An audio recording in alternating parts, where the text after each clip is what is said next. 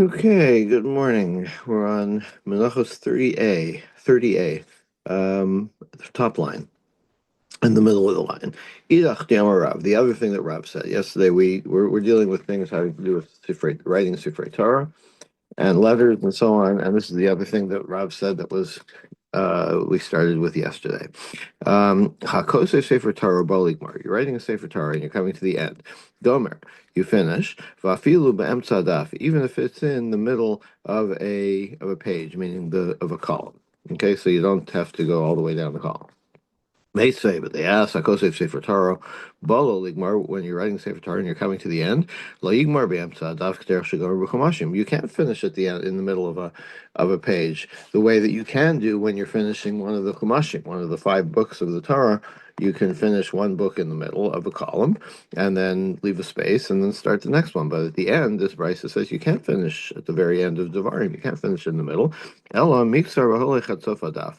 What you shorten the lines. Like you see, you're coming to the end. You don't have much material left, so make the lines narrower so that fewer words fit in, and that way you'll get to the end of the column.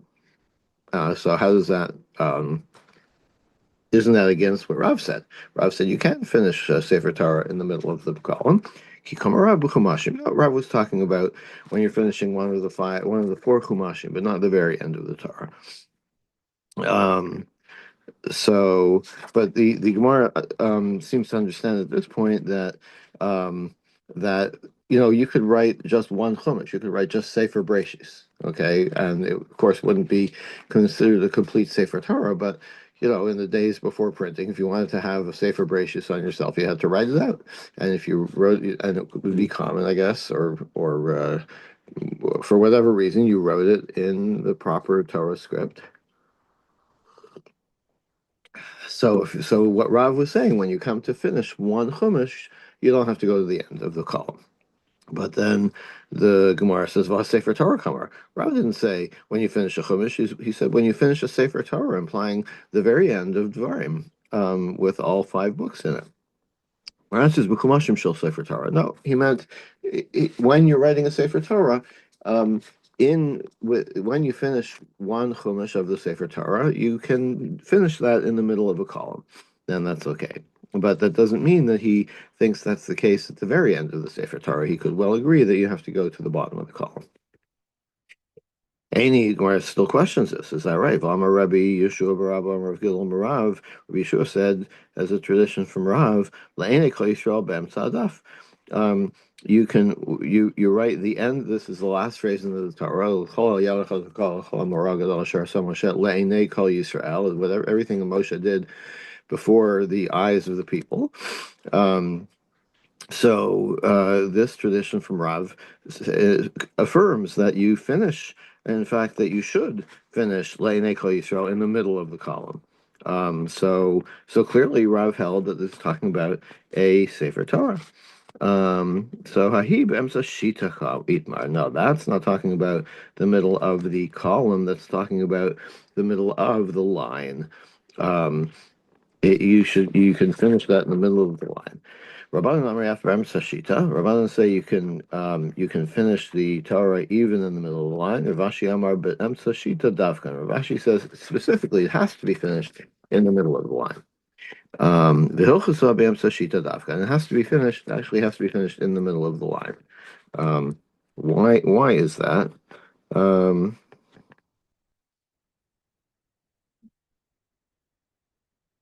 I don't see any reason. Is there any Rashi say anything here? Um,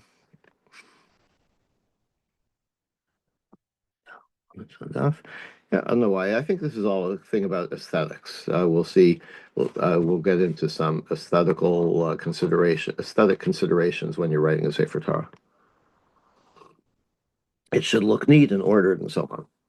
So there's a difference of opinion, perhaps, on how it should look. Anyway, um, Amar Bar Abba Amar Gidel Amar Rav, another tradition from Rav. Shemona Psukim Shabbatar Yachi Karios and Bevesek Knesses.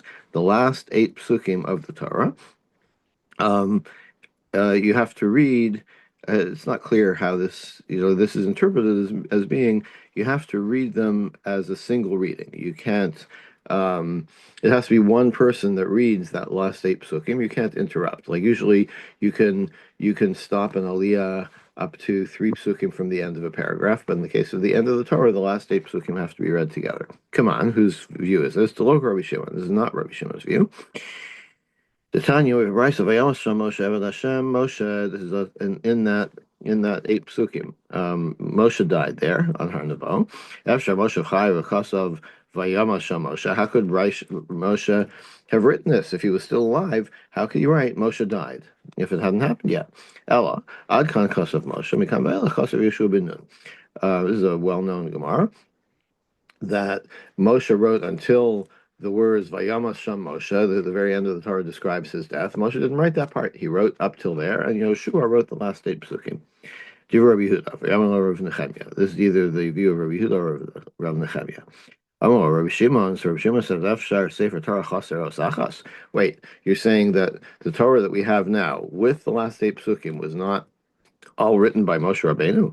Like, if Moshe wrote the Torah and the Torah has to be complete, there's a paradox here. Uksiv, Lakach, a Sefer Torah Zev Samtim also. Moshe said, take this Sefer Torah, which Rav Shimon says must have been a complete Sefer Torah. In other words, Moshe had already written about his death, or the whole thing. Elo, so what happened really? Ad Kan HaKadosh Baruch Hu Omer Moshe Kosev. Moshe Omer Kosev. Until the last eight psukim, God would dictate and Moshe would write. Moshe would would repeat the words and then write them. There's a lot of drash about what this word bedema means, but the simplest explanation, it's like the word for tears, right? Demaos are tears. So from this point on, from these last eight psukim discussing Moshe's death and the aftermath, God dictated, and Moshe couldn't repeat it because he was crying, but he would still write it. Kamashan Amar Lahalan, as it says, Vayomer Baruch Mipiv, Mikra Elai is called Dream Ho'elev Ani Kosev Al HaSefer Bidyo. This is a pasuk in Yirmiyahu. Baruch ben Neriah is the scribe of Yirmiyahu. And he said from Yirmiyahu's mouth, he dictated to me all these words, and I wrote them on the scroll in ink. What's the purpose of this pasuk? So the idea is, I guess we're showing that he said that he wrote them without reading them aloud, like without repeating them aloud. So I guess according to this view, the common practice was if you're taking dictation, you first repeat what you've heard. So I guess perhaps to make sure you got it right, and then you write it down. But in this case, when Baruch Ben Neriah is talking about something that's very upsetting, the destruction and the exile, maybe he didn't repeat it; he just wrote it down. Remember that there's no backspace, right? When you're a sofer, you write something in ink, you're stuck with it. So you want to make sure you get it right before you commit it to paper or parchment. So anyway, what's the upshot of this price? So Lemalei to look Rabbi Shimon. So Rabbi Shimon, he clearly thinks that Moshe actually wrote the last eight psukim, even though he didn't repeat them aloud, but he wrote them. And Rav said that's not the case. I feel Tam Rabbi Shimon. No, you could even interpret Rav according to Rabbi Shimon. Hoil ishtane. Um, uh, since they're written in a different way, they can be treated differently. So Rav's view that you have to read them all together and they're not subject to the same rules could apply to the last eight psukim of the Torah, since they were written in somewhat of a different way, even though Moshe wrote them, but he modified the procedure. So they're treated as a unit when we read them. Another view of another tradition of Rav. If you buy a Sefer Torah from the market, like you're grabbing a mitzvah from the marketplace. So apparently this is like a little bit denigrating. Like, don't just go buy this mitzvah. There's a mitzvah to write a Sefer Torah. Don't just go buy it. Really, the best way to do it is to take the trouble to write it from scratch. Um, Kasavo malo kasavo, and if you actually write the Sefer Torah, malo kasav ki'ilu kiblo mehar Sinai. That's the Torah says is like getting a new Sefer Torah, getting a Sefer Torah from Har Sinai.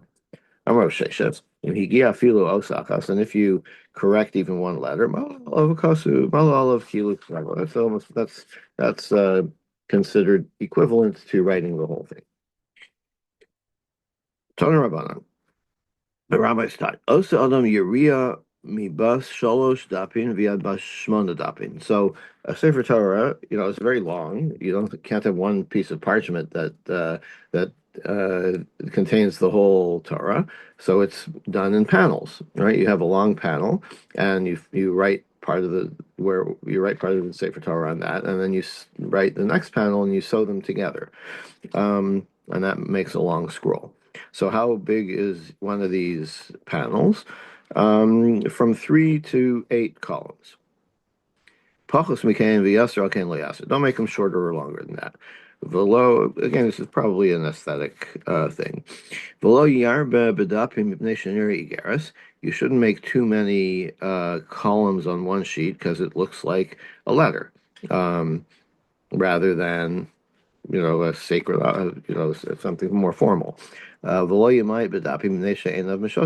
shouldn't have too few columns, in other words, very wide columns, because your eyes will wander. It's hard to go to the next line if you have a very wide column. By the time you get to the end, it's hard to find the next line on at the beginning of the column.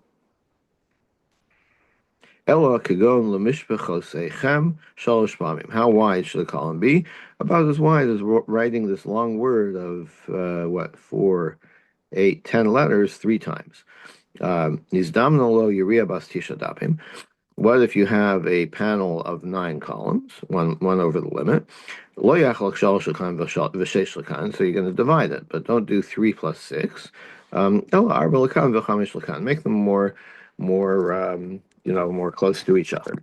Again, aesthetically, don't have, a short panel, then a panel twice as long as it, have things look a little more uniform. When does this all apply? B'tchilas HaSefer, at the beginning of the Sefer Torah. Meaning, like, we're not talking about the last panel in the last column. Aval b'sofa sefer, at the end, afilu pasuk echad afilu daf echad. Then you can have a column.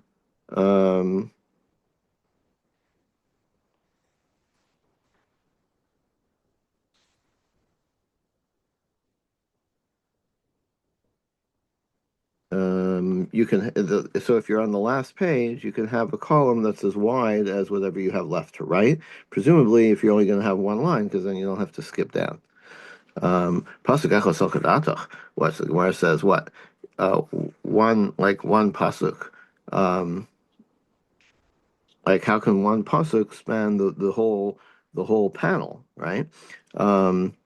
And moreover, like we had before, that you have to finish the Torah at the bottom of the column. So, if you're trying to, it seems like the Gemara is trying to say, well, if you don't have the problem of having more than one line to read in this column, then you can make it as wide as you want. But that can't be because we're supposed to finish towards the bottom.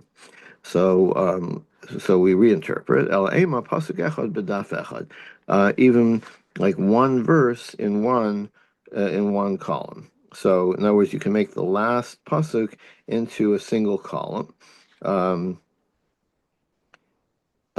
each pasuk, each word takes, just like the column is so narrow that each column has only one word on it, and that way the pasuk stretches to the very bottom of the column, and you can and that way you can fulfill that requirement.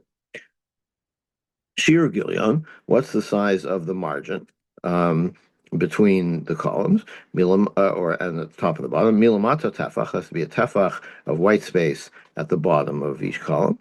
Milamala shalosh etzbos, at the top 3 finger widths. Ubein daf l'daf kimlo rechav shtei etzbos. and 2 finger widths between columns.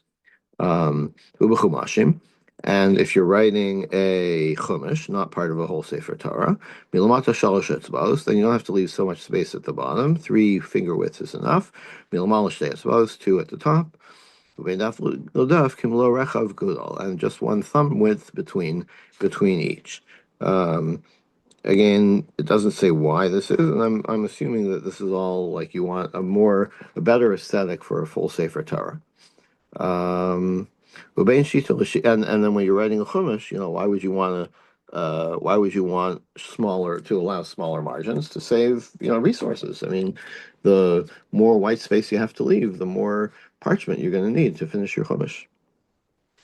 Uvein shita l'shita, and what about how much space between the lines? Kimlo shita, 1 line's width. Uvein teva l'teva, kimlo os katana, between words, one small, the space enough for one small letter.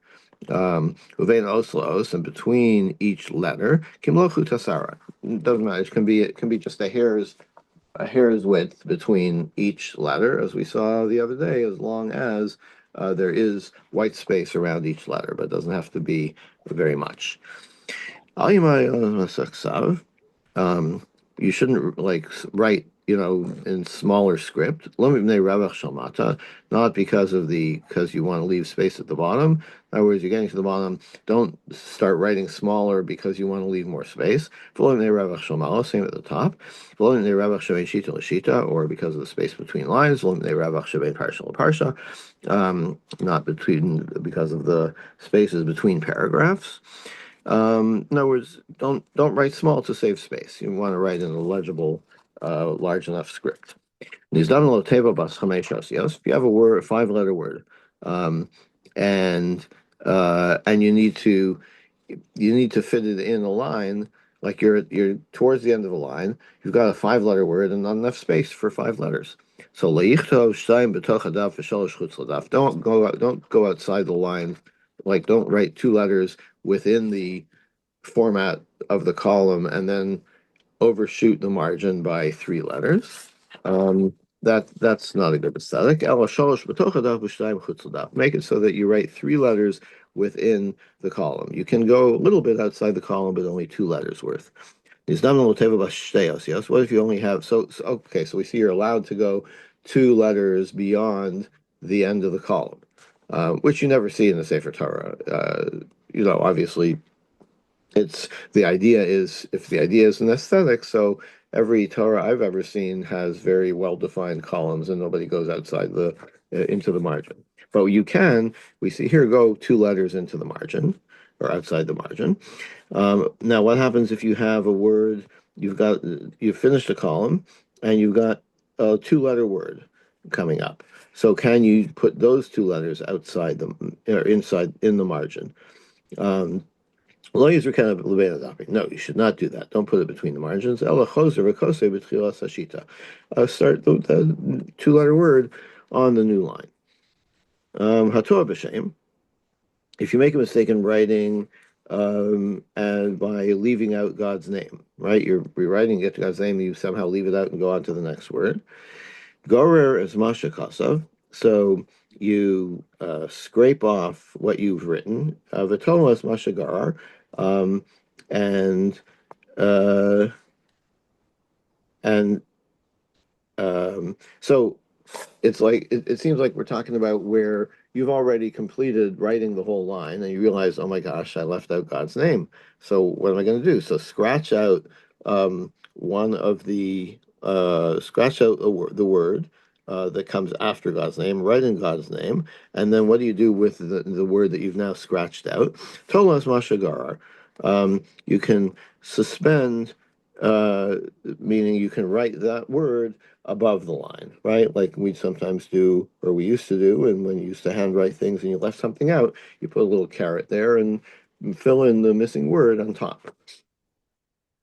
Diva Rabbi Yehuda, that's what Rabbi Yehuda says. Rabbi Yossi Omer, Avtolin as Hashem. You don't need to do that. If you're going to already need to write something above the line, you can even do that with God's name. No need to erase anything. Rabbi Yisrael Omer, Af Mochek V'Kosev. Not only that, you can even blot out what you've written. So, like, let's say the ink hasn't dried yet. on the new word that you've written, but after forgetting God's name. So sop it up with a paper towel or whatever, and then write God's name above it. Now, you're never going to get all the ink off. There's going to be some discoloration, so it's not going to look so good. But Rabbi Yitzchak says it's fine. You can write God's name in there. Rabbi Shimon Shazuri Omer Miktaso Ein Tolin. Um, you can't write above the line only part of God's name.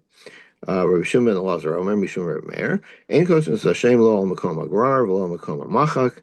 They ain't telling us. So you can't do any of these things. Kesadota, what do you have to do? Masali Kaseya Kula Vagonza. That whole panel has to be removed and put in Gemiza, put in storage, and you have to rewrite that whole panel. Itmar. Rav Chanan Amarav.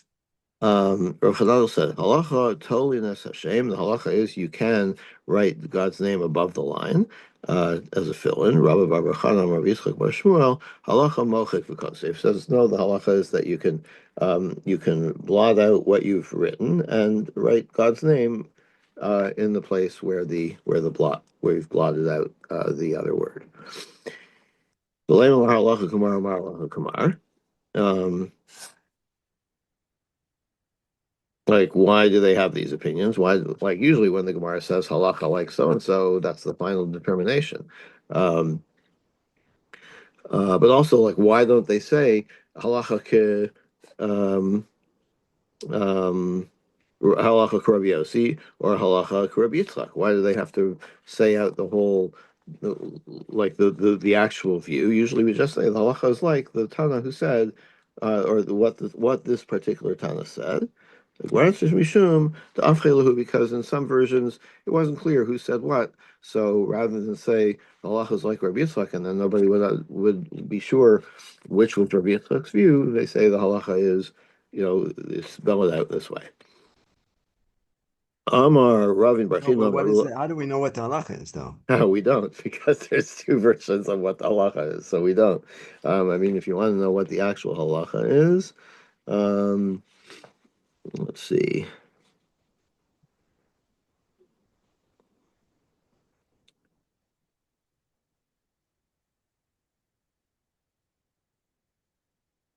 Not clear here, is it? Um,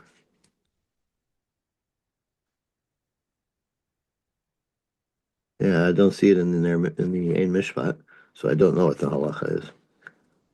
It does say halacha. What is the halacha? Told that the Shem.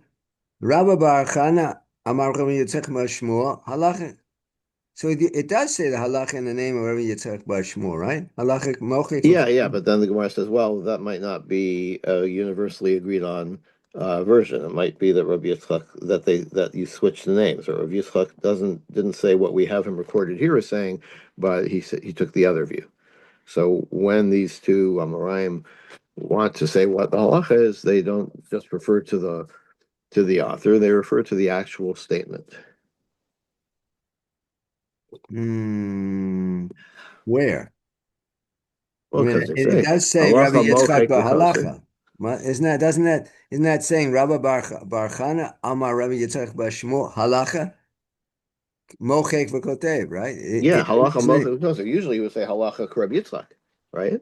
But here he says the halacha mochek v'kosev because we're not entirely sure which was the view of Rabbi Yitzchak and which was the view of Rabbi Yossi. So when you say what is halacha, you can't just say the halacha is like Rabbi Yitzchak because we're not sure 100% which side Rabbi Yitzchak took. So you say the halacha is mochek v'kosev. That you say the actual view, regardless of who said it, it's clear that you're saying the halacha is this actual view. it But just as you seems pointed out, but the word halacha is right after his name. So, I mean, I would read that as saying that's the way he would decide the halacha, Rabbi Yitzchak. Just that if it was 6 lines later, all right, then we're maybe not sure, but it's right after his name. yeah, okay, but often here the Gemara seems confident, initially seems confident that this was Rabbi Yitzchak's view, but often you also have like, we have two views, we don't know who said what, right? So apparently the Gemara was not 100% confident of that, of its statement that this is what Rabbi Yitzchak said, even though it said this is what Rabbi Yitzchak said. But now we're backtracking and say we think this is what Rabbi Yitzchak said, but maybe he took the opposite view. So when we determine the halacha, we're gonna not quote, not say it. The halacha is like Rabbi Yitzchak because we're not 100% sure that that's what he said. We'll say the halacha is mochik v'kosev. It's really just semantics. Yeah, okay. Amar Ravin Bar Chinna Amar Ulam Rabbi Chanina. Ravin said in the name of Rabbi Chanina. Halacha Rabbi Shimon ben Shazuri. Rabbi Shimon ben Shazuri said, I think he was the one that said that no, you can't do any of these workarounds. If you've left out God's name, you can't fill it in. You have to throw away the whole, or not throw away, but put in Geniza the whole panel and start again. Not only that, anytime Rabbi Shimon Shazuri says something, he's authoritative. He's the halacha. Ahai. Now, what so when Ravin said halacha Rabbi Shimon Shazuri, he didn't say about which ruling of Rabbi Shimon Shazuri. I mean, it doesn't really matter because he's saying halacha is always like Rabbi Shimon Shazuri. But when he made the statement, the halacha is like Rabbi Shimon Shazuri in this case, but we're not sure what this case is. And by the way, it's always like Rabbi Shimon Shazuri. So he wants to know about what did he make this statement. Ilay Maha, if you want to say about this writing the Sefer Torah issue, Rabbi Shimon Shazuri Omer, Kol Hashem Kulo Toli. Um, Miksaso Ein Toli. If you want to say that it's Rabbi Shimon's statement that you can put God's name in between the lines, but not. Oh, sorry, I misquoted Roshim Shazuri. You can put God's name between the lines if you're filling it in, but you can't put only half of it in between the lines. V'ha'it marla, It's but we above the have line, right? yeah, Above right the line. above the line. Yes, right above the line. V'ha'it marla, but we have a statement about that. Amar Chanan el Amar Rav halacha tolinas Hashem. For Rabbi Bar Chanan Amar Yitzchak Bar Shmuel halacha mochek v'kosef. So like we saw these two views of what the halacha is, but neither one of them is Rabbi Shimon Shazuri's view, right? Either mochei v'kosev, you have to rub it out and blot it out and write God's name there where in the blotted place, or the other view of what the halacha is was um,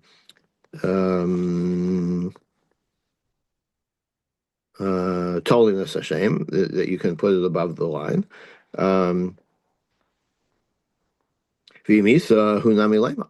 So if it's the case that that Rabbi Chanina is following Rabbi Shimon Shazuri, then he should say so, right? Like, why does he leave out Rabbi Shimon Shazuri's qualification that you can't leave out, you can't just write above the line half of God's name?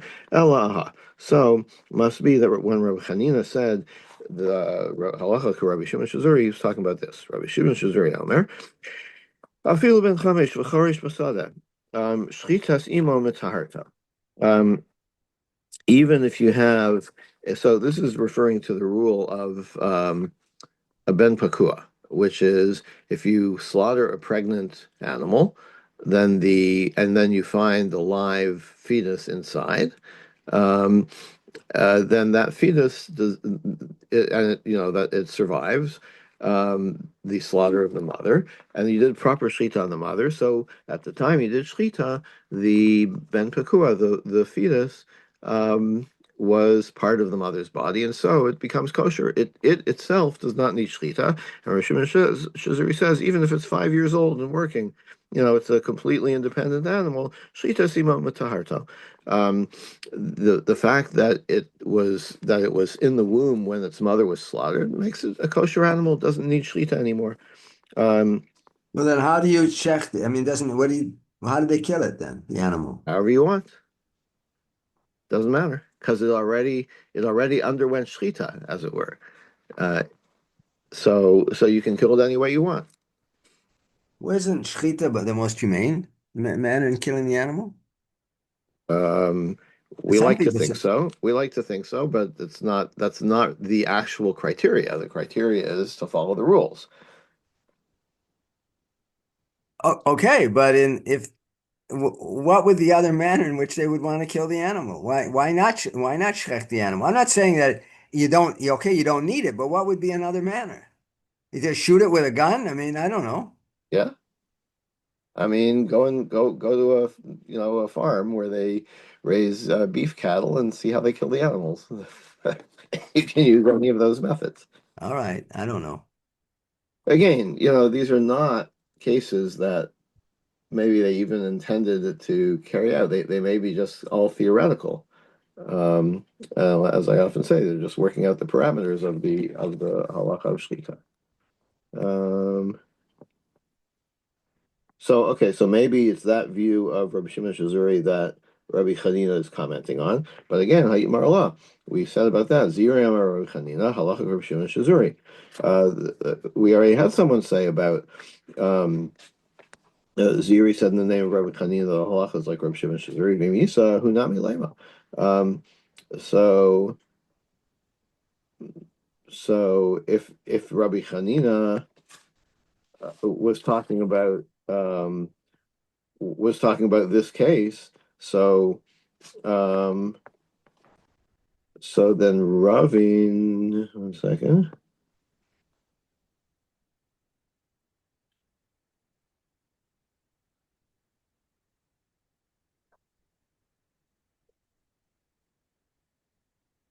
Yeah, so why do we only quote Zairi saying that the halacha about this is like one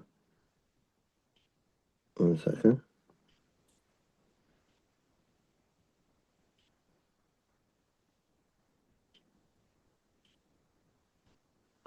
Yeah, why didn't Ravin join with Zairi in saying that uh, that the halacha in this case of Ben Pakua is like Rabbi Shimon Shazuri? Halacha. So we'll take another stab at what was Rabbi Hanina talking about when he said halacha Rabbi Shimon Shazuri.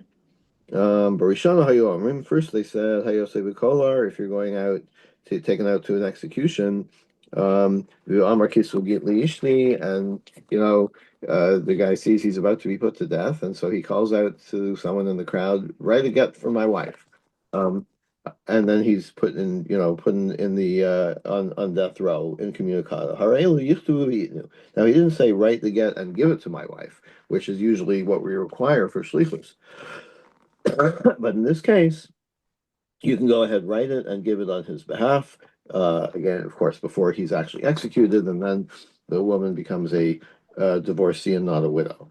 Um, Chazru Lomar, Afa Mafarish Vayosef B'Shayara, and then they applied that as well to someone who's going out on a voyage. Uh, and he's afraid that he's not going to come back alive, and so he says the same thing: write a get for my wife, and anyone who accepts that mission can also give the get.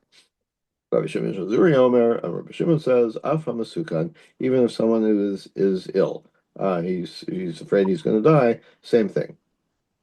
Iname aha. So, um, or so maybe that's what Rabbi Hanina quoted said his original statement that halacha Rabbi Shimon ben Shazuri about, or inamea, or it could be this one, trumas maser shel demai shechazra limkama.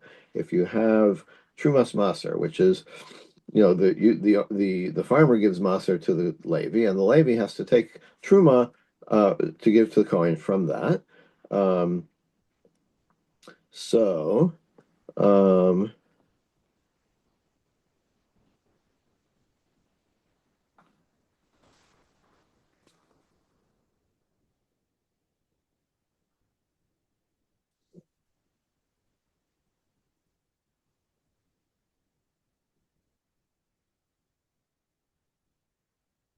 first chazra limkama.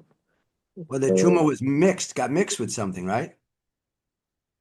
uh, It was separated and then it got mixed. So is that it? Remember just a second. And the demai got mixed. Truma ma'aser shel demai. Yes, right, you're right. So Trumas Maser, it got separated, and then it got mixed back in with the demai, with the produce of uncertain status. Um, Now, since this is Trumas Maser, it's like it has kedusha status. Um, so that's a problem for you. But what is this shechazar limkoma? Ah, okay. So usually you have, if it's a Shabbos question, right? You've got this. You usually, if you have demai, and this is what you have to eat for Shabbos, and you don't know. Remember, demai may have had truma taken from it, or maybe not. You just don't know. That's called demai. Now, midoraisa, you can trust that even a amaretz actually took truma from his produce. It's the rabbis who said no, don't eat that unless unless you go ahead and do it yourself, right? Or you're short. Now, usually going back and asking the Hamaritz, well, did you or didn't you? That's not good enough. But if it's a Shabbos question, this is what you want to eat on Shabbos, and you have the opportunity to ask, then you can go and ask the guy. Um, and he would be believed either because it's Shabbos and we think he wouldn't lie on Shabbos, or for whatever, or because it's like Oneg Shabbos, we allow you a little more latitude. Um, so Rabbi Shimon says, "Af b'chol shol lo yochel al piv." No, Rabbi Shimon says it doesn't have to be a Shabbos thing. You can even use this leniency on a weekday if you have the problem that you might lose that the whole bushel might lose its Julian status and become less valuable to you, and you have to give it to the Kohen. Um, in order to avoid that, you can actually on any day you can just go ask the guy and rely on what he says. Isn't there also an issue of Tanai? If one gets, I remember this that he gets truma. Not sure if it's truma and Shabbat. Then he can make a Tanai that it's is it, as if he took truma, but then he takes it later after. It's what? How's that work? There is something like this.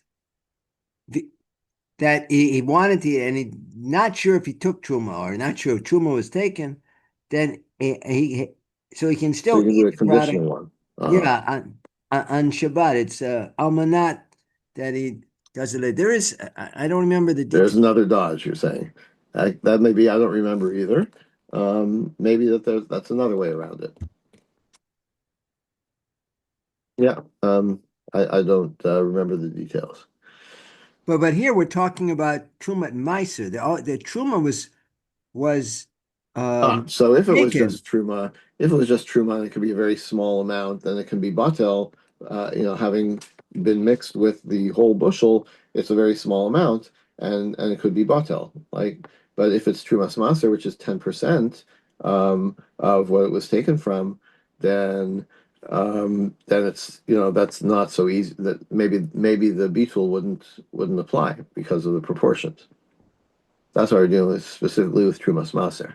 But the this is the meiser that was already given to the Levi, and the Levi has to take the truma from that. But it's still a small percentage, right? He has to take Well, the master is 10%, and Trumas master is 10% of that. right. So it is that his obligation is a small amount. Right, but if you just look at maybe it just got separated from the Trumas master, so then it's 1 in 10, right? Then it's 10%. That maybe wouldn't be Batel. Got separated from the You have your but it's still Trumas master, it's right. 10% of the original, but just look at it as a separate bushel of Trumas master. And then you Oh, take so it's 10% of that, separate it, but then it gets mixed in again. So it's 10% of the original. The right, original is now right. that's the master. Okay. Okay. But the Gemara has the same, so maybe that's Rabbi Shimon Shazuri's view that Rabbi Chanina was talking about. But the Gemara says, "Vayit Marala." Same question. I'm Rabbi Yochanan. Halachak Rabbi Shimon Shazuri b'msukan u'b'trumas maser shel demai. Rabbi Yochanan said specifically about this view of Rabbi Shimon Shazuri that the halacha is like that. So Rabbi Chanina should join in with that, and not make it like he's making a separate statement. Elaha, so maybe one other view of Rabbi Shimon Shazuri, maybe that's what Rabbi Chanina is talking about. Rabbi Yossi ben Kippar, Omer Mishum Rabbi Shimon Shazuri. Pul hamitzri shizro lazera. If you have this bean that you planted, miksaso hishrish lifnei Rosh Hashanah, miksaso achar Rosh Hashanah, and some of it took root before Rosh Hashanah, some after in the Shemitah year. Ain't well, no, sorry, not a Shemitah year, but the truma has to come from the separate years, right? Ain't targum mizal zeh. You have to know which took root in the old year and give and the truma from the old year, and you give truma from that section for the old year, and the same for the new year. You can't mix the years when you're doing truma. Basically, yeah. So what should you do? But is this Yashan? We talk about that. That was the whole Yeah, question we learned earlier about whether the grain Yashan before. But these are vegetables. Does that apply here yeah, it's a drabana. with vegetables? We have a issue of the truma with the I mean, Yashin, I know that's, and there's a question about the Tu B'Shvat, which we just celebrated, whether the tree it's from the second year or the third year, that if it's before Tu B'Shvat, Uh-huh. right? Uh-huh. So then it depends whether it's Meiser Sheni or Meiser Ani. But here with Uh-huh. vegetables, do we have an issue of Yashan versus Yashan versus Chadash? Well, if there is a requirement to give truma from it, then yeah, then that's what we're discussing. Yes, there may be a requirement to keep the years separate. And the years for the Yerakot, Rosh Hashanah? I didn't remember that. Um, I mean, the fruits I know Tu B'Shvat, and then the grains that we said sort of yeah, for right, but for grains, it is Rosh a Hashanah is the new year. for grains. Don't we say that if it Well, for the the agricultural Omer things in general, right? When does the Shemitah year start? Rosh Hashanah, right? And the years for truma crop, so doing Rosh truma for Hashanah this year or next year. The is old Rosh year is the new Hashanah. year. The year is Rosh Hashanah. All right. So what you do, tzover grana matacho, put the whole, put everything together. V'nim sator maser min achada shabo al achada shabo, min yashan shabo al yashan shabo. Um, so, um, so since so mix everything together thoroughly, so that way every bushelful you take out of that will presumably have the same proportion of new and old as the whole mixture. Okay, so that's how you can fulfill uh, basically the giving the truma from the old and the new on the new. Well, that's a big assumption. That's assuming that you got 50% of one, 50. Let's say you get 10% of the old year and 90% of the new year. I mean, that's not really Right. fair So proposition there. yeah, but otherwise you're stuck. Like if they got mixed together, what are you going to do, right? So the only solution, although it's not perfect, is mix them together really well so that the whole mixture, any part of the mixture has the same proportion as the full mixture has. That's the best you can do. Um, so yeah, you're making a bit of an assumption, but this is the only thing you can do, and so the Gemara says it's valid. Um, So that's Rabbi Sh is that so that was a Rabbi Shimon Shazuri thing. So maybe that's what Rabbi Chanina was saying that the halach is like Rabbi Shimon Shazuri, but Hayit Marla we're gonna have the same challenge. Rabbi Shmuel Bar Nachmani or Rabbi Yochanan halacha like Rabbi Shimon Shazuri. Somebody else, Rabbi Shmuel Bar Nachmani, said the halach is like Rabbi Shimon Shazuri v'Misa Hunami Lema. So Rabbi Chanina should join in on that. Um, El Rav Papa Ashita. We're talking about a different case, the case of the carriage.